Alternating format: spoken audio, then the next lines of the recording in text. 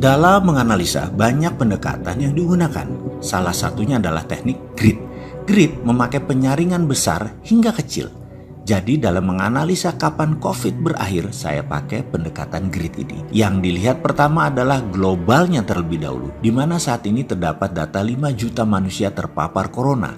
Grid tidak memilih Amerika berapa, Cina berapa, Eropa berapa, ataupun wilayah kecil Singapura berapa. Grid analisis melihatnya secara utuh. Ketika melihat keseluruhan big data tersebut secara global, per hari ini kita belum melihat apa yang namanya itu landai atau patah. Yang sembuh lebih banyak dari yang terpapar. Sekali lagi, dengan teknik grid, kita saat ini belum menemukan patahan hingga awal Juni 2020 ini. Dengan bahasa lain, belum terbaca kapan selesainya COVID di seluruh dunia. Jadi, ketika ada pejabat mengatakan Indonesia COVID selesai bulan Juni atau Juni awal kita sudah bisa menang melawan COVID, banyak orang bertanya dalam hati, ngitungnya bagaimana? Itu turunnya ngarep, ya saya juga ngarep turunnya COVID, tapi ya nggak ngarahin gitu lah bos. Oke, kembali ke informasi awal Maret bahwa video Sontoloyo ini dikatakan waktu itu masih 20-an yang terpapar, lalu memonitor lapangan cara penanganan penyebaran corona dan solusinya. Langsung berani mengatakan, 5.000 dah ini. Itu sebenarnya komentar tanpa analisa, hanya pakai pandangan mata. Seharusnya 5.000-an hal itu bisa tidak terjadi, tapi sudahlah. Lalu setelah 5.000 tersentuh, maka saya mengatakan nggak bakal komen lagi deh. Mau 50.000, mau 100.000, orang urusan.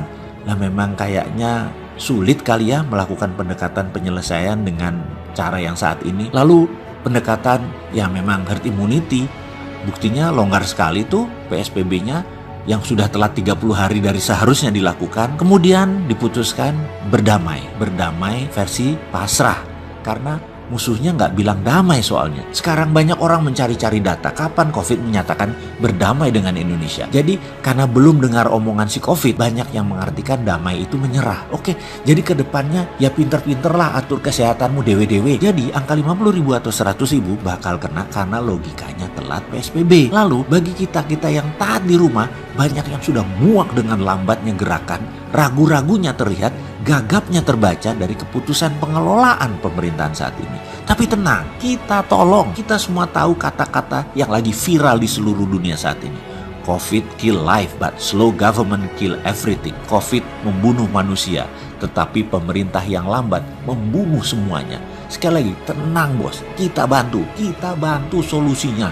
Bukan dengan himbauan, tetapi dengan platform. Secara fakta data, ada 129 juta angkatan kerja saat ini, 97%-nya diserap oleh UKM. Dan kalau dirinci lagi, 4% tenaga kerja yang diserap oleh perusahaan kelas menengah dan mikro serta yang kecil itu menyerap 93-nya lagi. Jadi dahsyat sekali ya disparitasnya ya, bahwa yang memegang angkatan kerja adalah 97% UKM. Oke, kita nggak bicara yang 3%. Apa yang terjadi kalau COVID belum selesai dalam 3 bulan ke depan? Kelas mikro dan makro UKM rontok. Mungkin kurang dari 50% yang bisa bertahan. Sekali lagi, September bulan berat. Fakta lain lagi, 3 bulan ini efek social distancing menurunkan 40% kapasitas ekonomi. Kalau dikonversikan status ekonomi makro, hal tersebut masuk kanker ekonomi stadium 2. Kalau masih 3 bulan lagi, begini terus, akan masuk kanker ekonomi stadium 3 di bulan September. Kalau benar analisa berbasis grid di Indonesia bahwa COVID selesainya Agustus, secara ekonomi mikro berat, makro berat. Entah mengapa saya percaya bahwa COVID baru dikatakan menang oleh Indonesia adalah akhir Agustus 2020. September baru kita bergerak lagi ekonominya.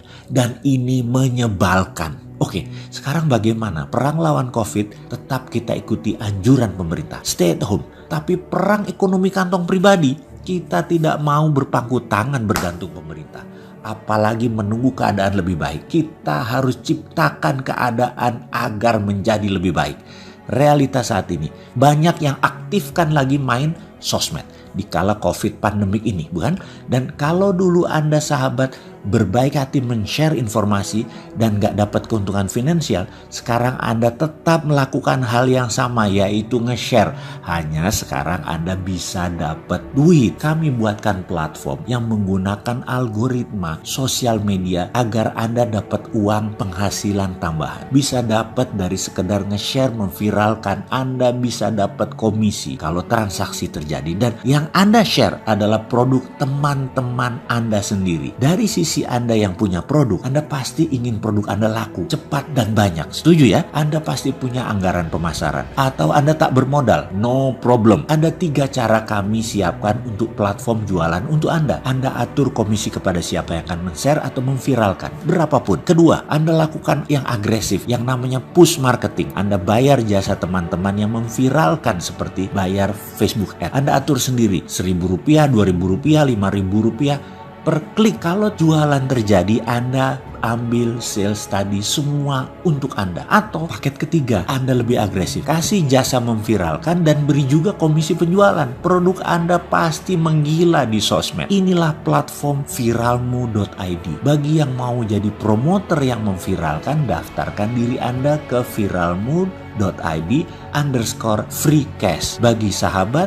yang ingin produknya diviralkan, daftarkan ke viralmu.id/marketplace. Terakhir, Anda pasti tahu kan berapa pendapatan Google dan Facebook dari ads mereka per tahunnya? Billion dollar, ratusan triliun rupiah. Sekarang kita pindahkan ke kantong kita dengan menunggangi sistem mereka. Sekarang kita pindahkan ke kantong sahabat kita dengan menunggangi sistem mereka. Sekali lagi, selamat menikmati rezeki sambil rebahan.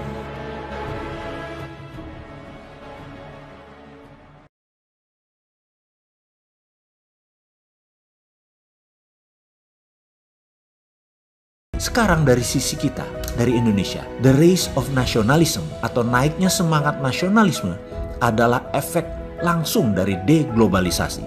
Setiap negara menjadi fokusnya ke dalam negeri masing-masing. Import menjadi less needed. Jadi import itu tidak terlalu diperlukan. Dengan demikian ekspor juga menjadi less needed. Hanya yang penting-penting saja seperti energi atau pangan. Harusnya pejabat memanfaatkan semangat nasionalisme yang tumbuh karena efek COVID, bukan malah membiarkan globalisasi menggurita seperti hadirnya TKA di Indonesia. Secara analisa ke depan, volume ekspor impor dunia negara satu dengan lainnya akan berkurang jauh, setidaknya hingga akhir tahun 2022, seperti kata Boston Consulting Group. Negara kaya seperti Indonesia menjadi mendapat peluang. Inilah mengapa si Bosman teriak-teriak 2 bulan ini agar mendapat perhatian pengelola negara. Pesannya sederhana, jangan pedulikan asing dan aseng. Lupakan FDI atau FDI.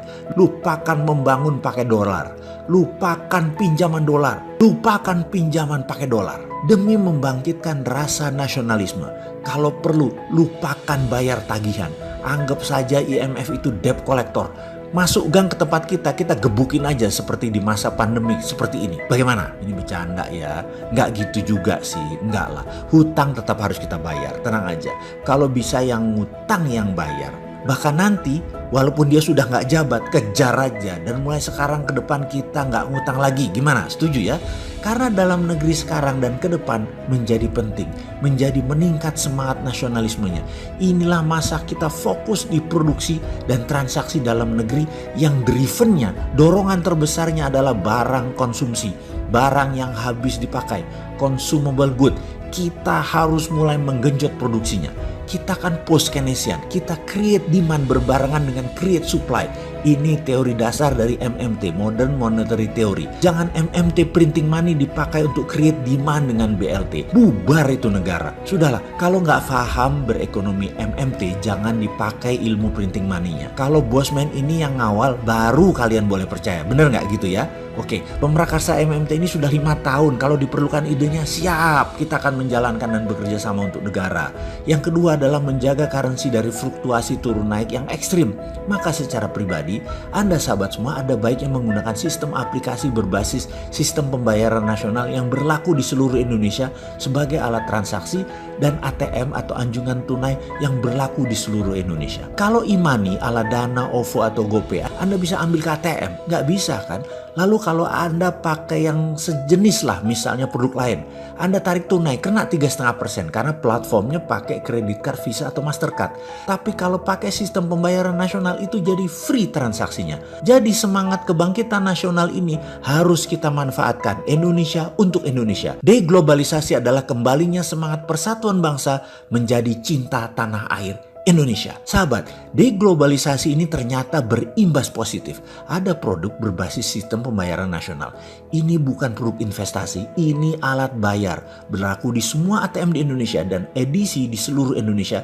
Inilah produk pertama di Indonesia. Pada saat Anda membuka rekening di aplikasi ini, Anda statusnya adalah membeli emas. Karena setiap rupiah Anda 100% membeli emas atau ada emasnya. Katakan Anda punya 5 juta. Maka dengan membuka rekening di aplikasi ini, rupiah yang 5 juta tadi ada emas nilainya kira-kira 5, sekian gram sebagai underlaynya. Ketika harga emas naik, maka rupiah Anda naik. Ketika harga emas turun, rupiah Anda juga turun. Dengan demikian, rupiah Anda semua ada underlaynya. Di mana kita tahu emas adalah benda logam mulia yang stabil nilainya sepanjang zaman. Rupiah Anda secara pribadi sekarang ada pengaman inflasi alaminya. Dinaran telah siap sejak lama dan sekarang sudah lengkap seluruh persyaratan untuk komersial plus berkolaborasi dengan lembaga keuangan resmi yang syah berlaku di Indonesia. Dinaran itu sederhana, sesederhana punya ATM di bank.